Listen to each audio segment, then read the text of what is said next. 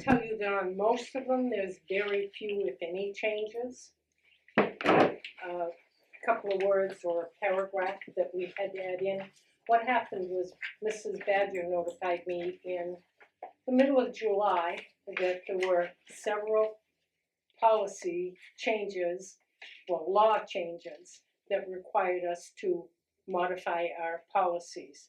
And so we've simply put in the new language that we were required to do for that. So what I would ask is that you take a minute to look at. What we have is the existing policy is in the yellow, and the new proposed policy is the white. If you go through them and kind of compare this to this, you'll see what's happening. And on the first one, on AC, basically they have broken down those sections for discrimination, rather than just saying, you know, they've written them out vertically on one and they're more horizontal on the other.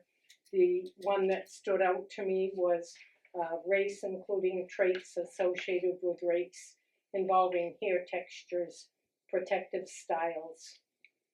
That's the biggest change that I saw there. So it takes it out of paragraph form and lists it and gives more information, more definition about each one of them, Right. Which makes They said hard to miss. right.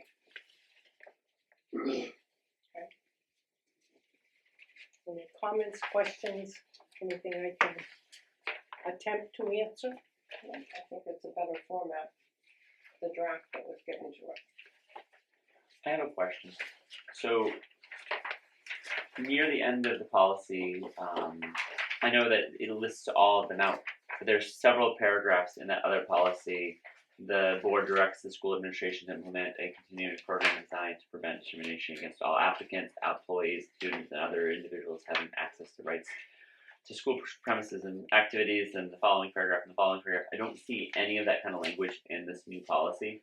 You will see complaint procedures in The next one. Okay. the next policies. No, next One one. that was rather small now is Rather long. two very long policies because of the Oh, I hear the chairs.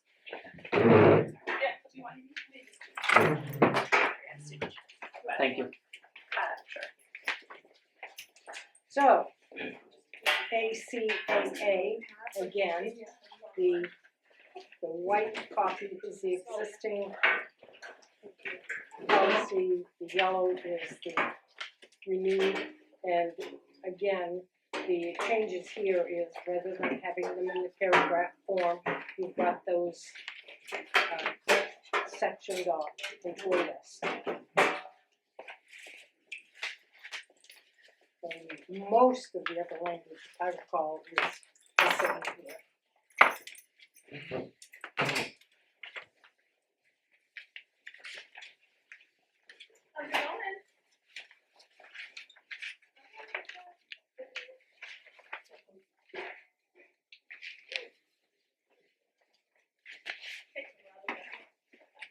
Me too.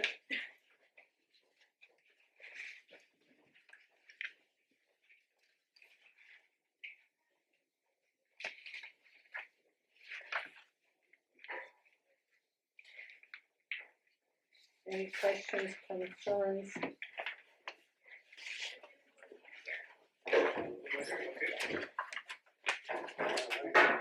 That could be done. Guess not.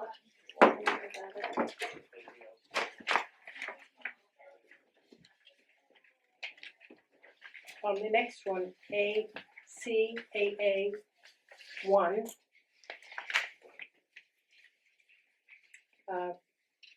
Mrs. Bean very kindly pointed out to me that in Mrs. Badger's email address, I have a big A instead of an @ sign. We might want to correct that. Or she might never ever get the complaint and she'll feel bad. You can always report 0.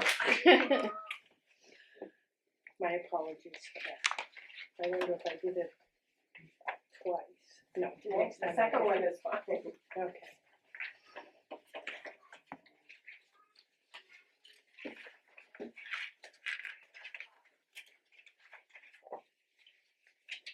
And what you'll notice here is you had an ACAAR. Now you have an ACAAR1 and R2. And one is Title IX and the other one is affirmative action. And Mrs. Badger holds both positions, so they both refer to her, but the kind of complaint is what is different. This one might take a minute for you to go through, it's quite lengthy.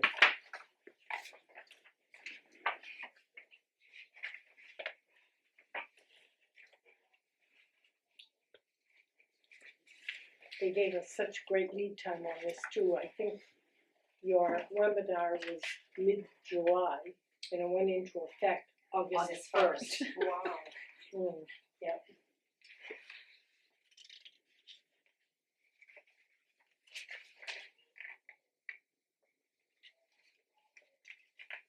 But having already had a policy in place, it just needed to be Updated. updated.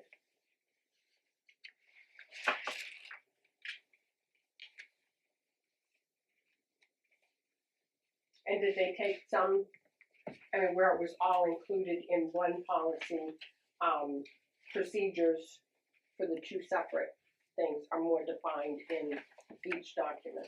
Okay. Some of it is repetitious too. Mhm. There was some, Similar procedures for each complaint, but some of them have their own. Yeah, and all of this came from Drummond Woodson. Okay. With the training, they provided these for us to review and discuss. Nice. Thank goodness. Yeah, very helpful. and they were nice enough to say, and if you want to add or take anything out of this, please make sure you talk with your attorneys first.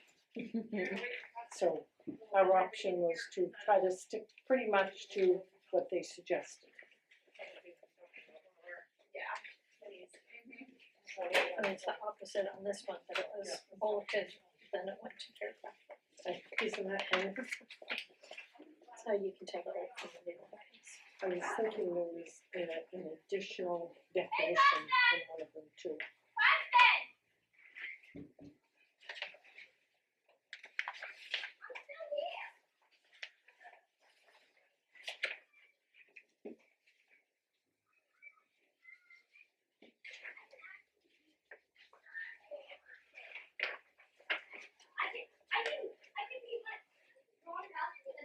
Mrs. Benziano or Mrs. Keiser, if you'd like to be looking at one of these while people are reviewing them, that'd be great. Just if Tony comes.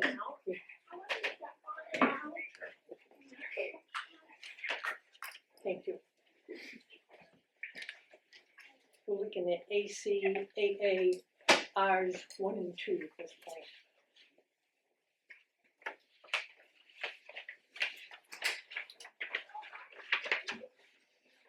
Tell you a matter of practice with doing some of these too, because I've got one up on my computer and then I bring the other one up and then I try to compare the language and then I forget which one I'm changing. Like, no, don't change that one, go over here.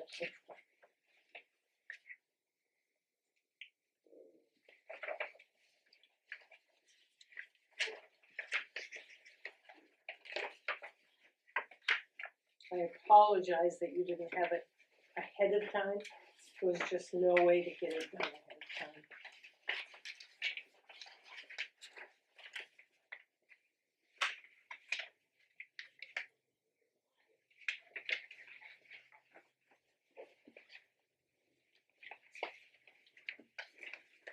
Did you say there was a specific change on here for ACAA R2, ACAR. the complaints procedure?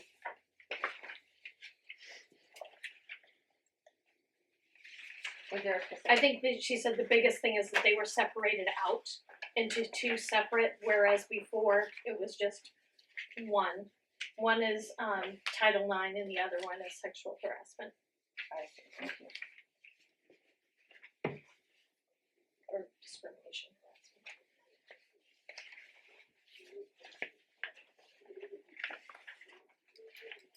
On the yellow one, they're both combined, so some of the things that the yellow one says, the white one is in one section or the other, not on both.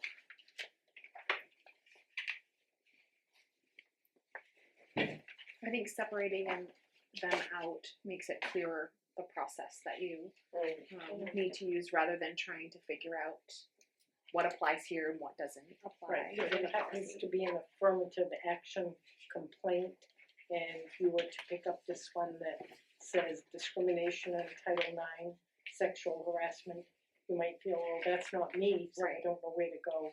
It's trying to make it a little more clear as to where you go, whatever.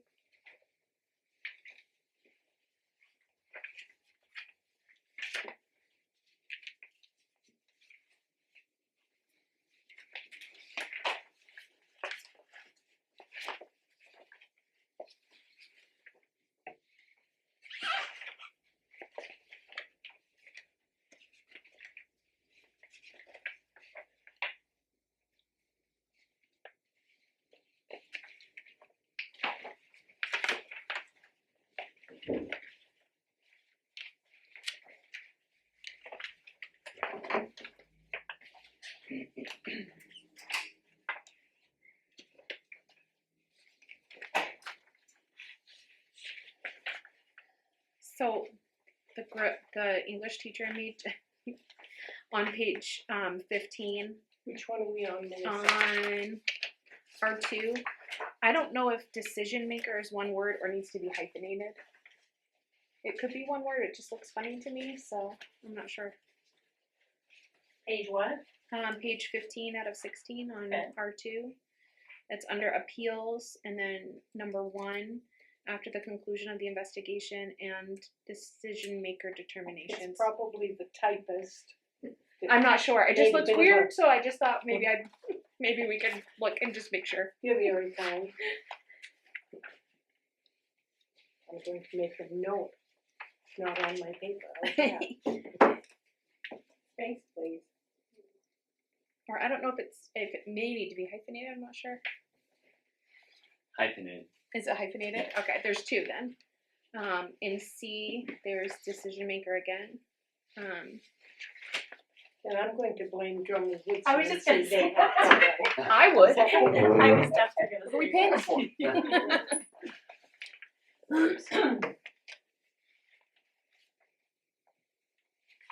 you look it up? Like there's probably some legal. Hyphenated. Overreach.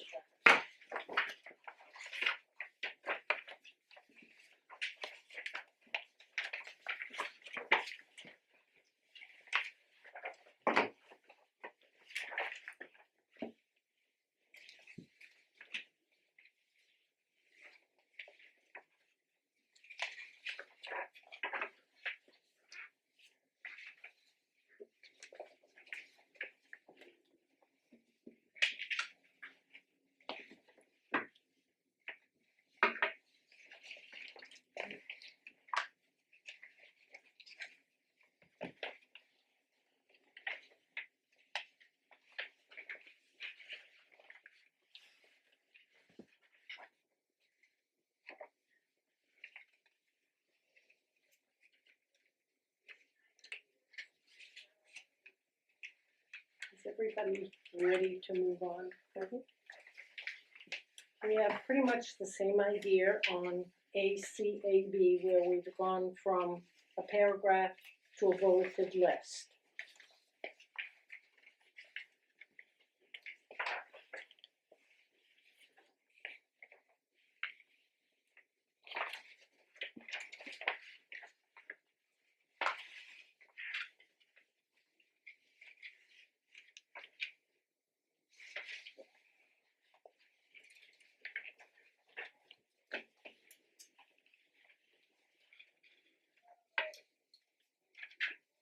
This is bad, just FYI, I've been looking at the job descriptions for these 2, trying to know those. You'll be very happy with it. To 1 page instead of 3. No, I think you might have gone the other way. Oh, okay. I think a couple pages. I like the bulleted. I do too. I just think it stands out and you can look at that list instead of like Much reading easier through. to I think interpret so. everything. Yeah, I like that. You don't lose the pieces in a paragraph. Yes. I think that's Yeah. What's odd is all of these that you have been looking at were actually all done, at least in the 20,000 20s, and that's how quickly things change and how these incidents have erupted. So. But then we get to look at one that is 18 years old, so Ellen,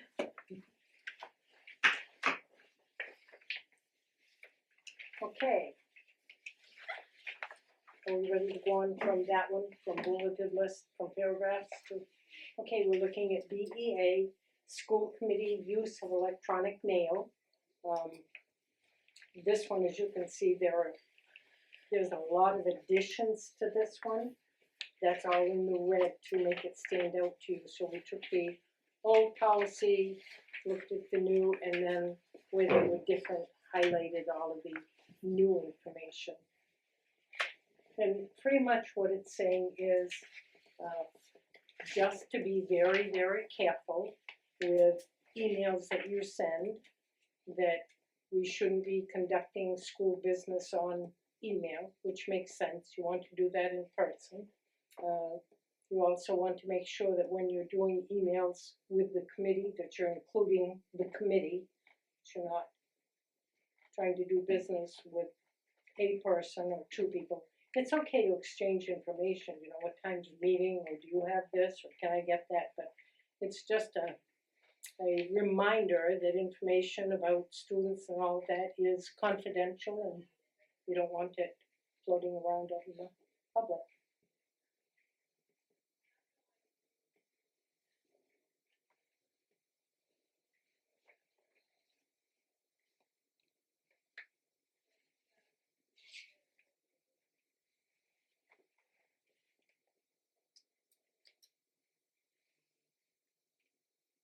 And I had got to mention, of course, social media in 2006 was much different than it is today. It's a lot easier today, but there are lots more people, I believe, that have access.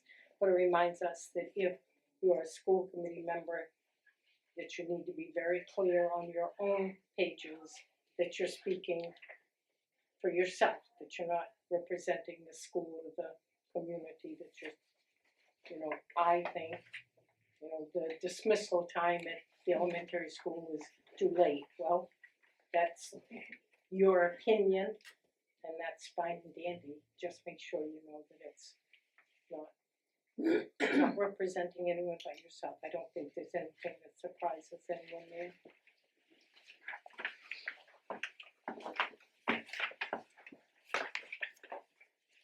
I'm going to take a break and let Mr. Freeman talk. So I want to give a little backstory about what happened, and that way people know. In the first week in August, Todd Eastman came to me and Melissa Dean and said, our grading system at the middle school and power school is completely broken, and it is spitting out the wrong scores for people. It is reporting out things that it shouldn't be reporting out, giving students 0 to 100s when we were only scoring on a 0 to 4. It was just not working the way it was intended to. We had already intended to this school year grade on standards per assignment, per summative, and then the following school year go to 0 to 100 on a cumulative basis, as well as a 0 to 4 on standards. But this process became a little bit quicker when he said the system was broken, and rather than recreate the system twice in 2 years, it made sense to do what we were planning on doing in a 2-year plan in a 1-year plan.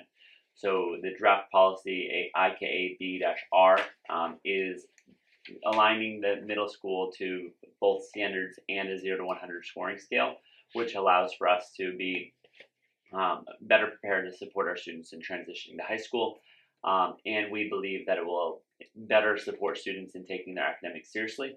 As a student who would traditionally receive a 2 may receive like an 82 at this time, and the 82, we believe parents know a little bit better about what that system looks like, and then be able to empower their students to achieve to a higher level.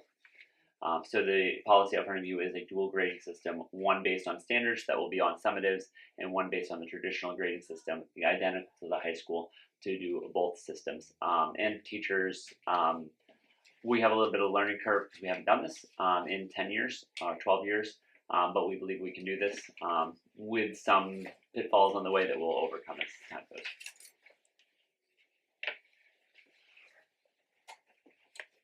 Thank you, Zach. Any questions for Mr. Freeman? Just a really quick one, the change, just for information, the change from 10% to 30% of the grade for the formative, that is part of this or just? That is something we have done since I've been there and well before I was there, and happened to be in policy, and that just adjusts it to be what we've actually been doing. Thank you.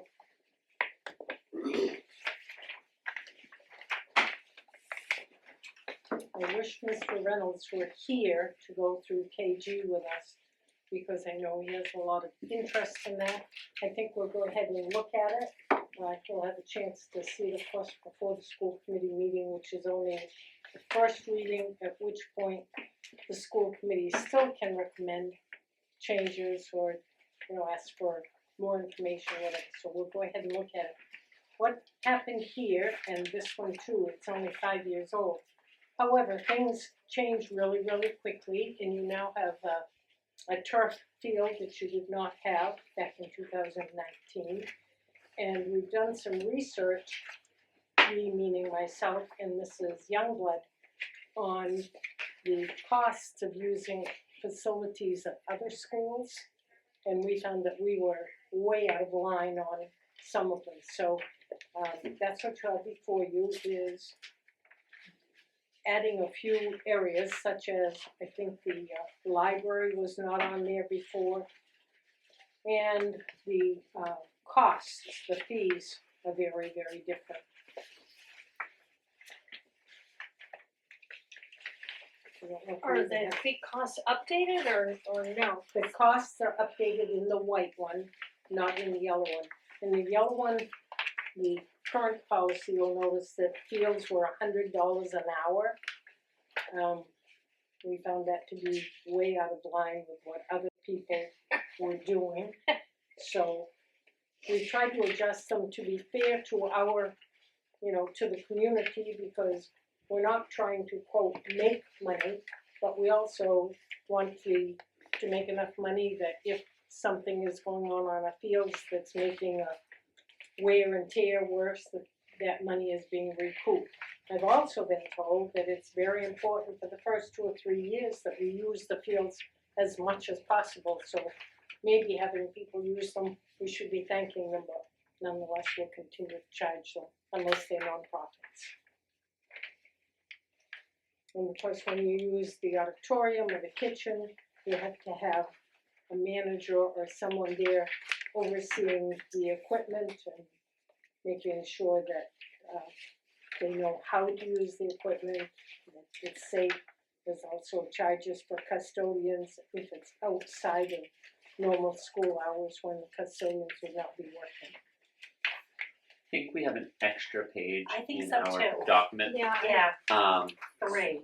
So Yeah. page 3 of 4, it says at the top. Yeah. I believe that the fees, it should start directly onto the following page where it says fee schedule, because that same language on the first one is no fees shall be charged for any component. No fees should be charged for any component. Hermon School Department. You're right. I was just gonna ask, I was gonna say, if they've changed they get the same. Yeah, the one that's in black, that's part of the old one. Okay. And the red is So new. this is, so we'll make I that. wrote mine right out in case somebody else is looking at the packet. Oh, that's very nice, that might be the Good same. idea. I'll go through them all and look them out before Monday. Want me to take this out? Sure. It's a good idea to that way, because it's the page 3 has the old fees on it. $100 an hour, whoa. Page 4 has the new fees on it. So Mrs. Duran, on number 4, 1, the under Roman numeral 1 and then number 4, on the back page of so on page 2, at least one school custodian shall be on duty the entire period of use, unless specifically exempted by the superintendent. We had talked about the possibility of adding, or superintendent's designee. That makes If a lot we of could add sense. that so principals would know, if That we're makes a short lot of sense. custodians or if they're, over on time. Could you say where that was again, please? Melissa? Roman numeral 1, number 4, page 2 of 4. And I think if we just added after superintendent of schools, the phrase or designee. Thank you. Yep.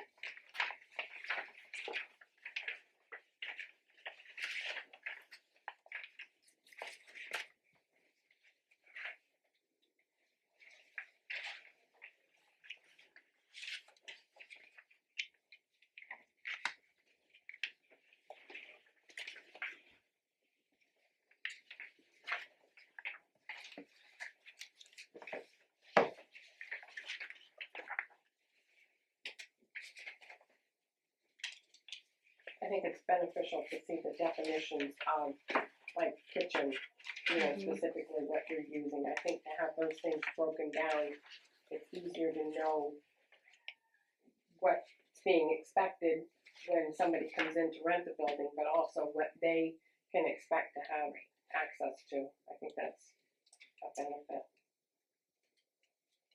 Can I ask for, in looking at the fee schedule, number 3, like it says soccer/football field, $100 up to 3 hours.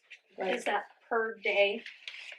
Or like what if somebody has, Tuesday, Wednesday, Thursday, would that be $300 for up to 9 hours? Go ahead.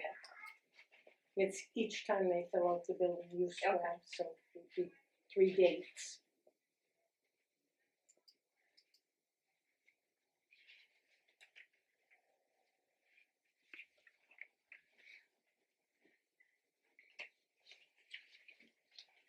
Can I ask a question? Yes, please do. If someone's renting, say, the football field, how do you navigate if other people just come on and start using it because it's a public place? Like, say someone rented it for birthday or something. I don't know. That's even a thing. I'm going out on a limb. Truth is, I don't know, but I would guess that they would have their own security who would be taking care of that. And when Mr. Walsh gets here, which he said he might be a little late, he's a little late, he might have more information. But that's a good point, Haley. Thank you. And is that money that they save, is that going into account to help replace the field, the turf in the future or something? Where does the money go to? It just goes back into at the end of the school year when you see what you have for a fund balance or whatever, it would go into your revenue. So it would be money that would be next year applied to your budget. And when you need additional work done on the field, that would be in the budget and it would come from your fund balance that you start your new budget with. But it's not a separate fund. It doesn't go, we'll put that in the piggy bank for here. So just general. So I think we don't typically rent out for personal use, and I think that's covered under 10. Because we do require liability insurance. And so for a birthday party, That makes sense. most people wouldn't have liability insurance, to do that. So I think it's covered under that piece, if that makes I would sense. think. Yeah. We could let the gym on stuff too. I think you still have to show liability insurance. So the Girl Scouts will rent the facility, the PAC has rented the facility. Okay. We've always required that proof of liability insurance. Rec is the biggest one. They do it Yeah. daily. That makes sense. Thank you. But they don't pay any of this. Rec Right, is- because they're a nonprofit. Yeah. Well, they're connected with the town. Yeah.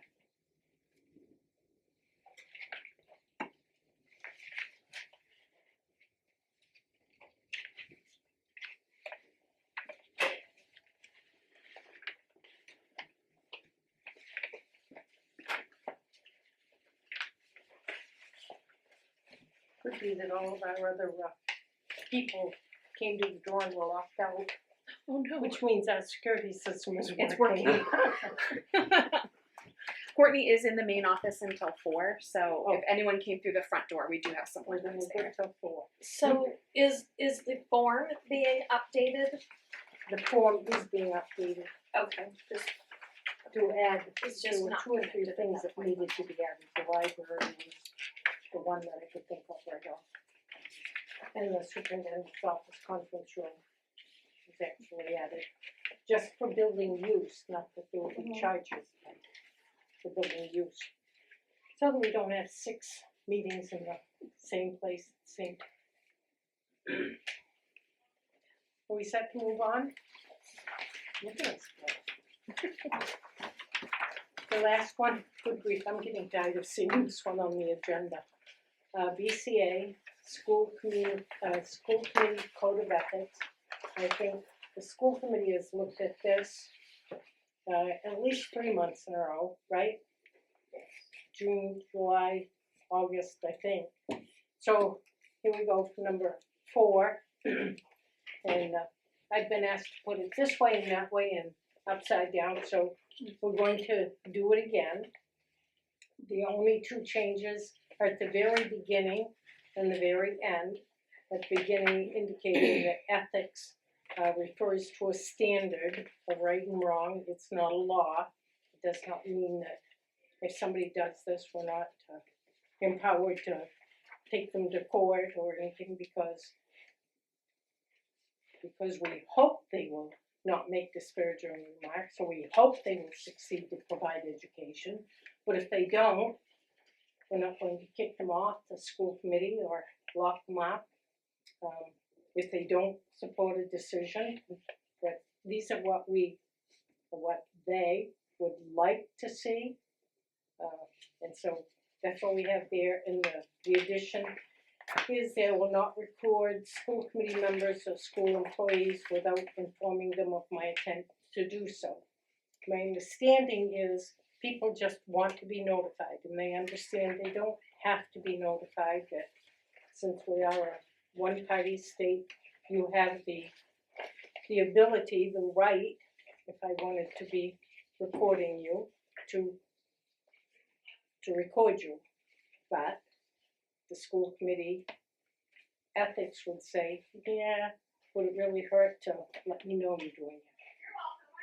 So that's the purpose. That's, as far as I can see, those are the only 2 changes. Thank you. Now we'll go to the committee again, and maybe you'll be seeing it again next month. We'll see. Any questions, concerns? Anything I can mess up for you? Thank you for pulling this all together.